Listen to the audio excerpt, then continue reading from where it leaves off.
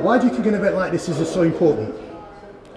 We need police accountability because without accountability there is no legitimacy, and I think that's the key point, that we've never had a Met Police Commissioners in the 74 years since the Windrush arrived that's actually had the interests of the black community at heart. So we've just had one commissioner after another that's overseen police brutality, deaths in custody, and rising stop and search, which is at its probably worst level in my lifetime.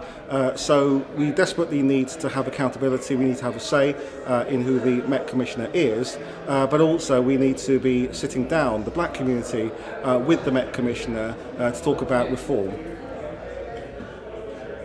Do you think that it's critical for the new police commissioner to accept the reality of institutionalised racism? It's absolutely crucial that the new Met Commissioner accepts institutional racism. It was absolutely unbelievable that Cressida Dick, the previous incumbent, did not accept it. And of course we have that same situation in Greater Manchester with Stephen Watson.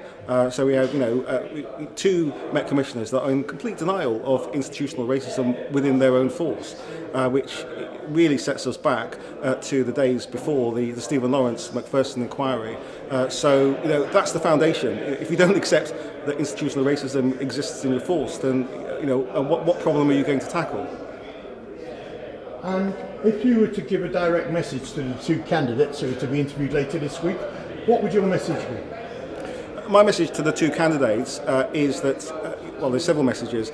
First, you need to talk to the black community. You need to listen, not just talk, understand what the problems are, and work with the black community to find solutions, because we all want to tackle crime, but we also want to tackle the causes of crime as well, and the police can play a very valuable role in arguing for the resources and investment that is needed in communities to design out crime. But we also need a laser-like focus on racial disparities in the force.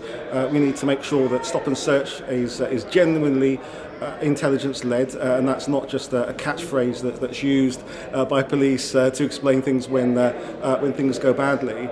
So we need all of that and more. But I think we also need to have a conversation between the Met Commissioner and the black community about redesigning the force to actually be a service that helps people in crisis and need, and not just has a sole focus on crime, including where crime doesn't exist.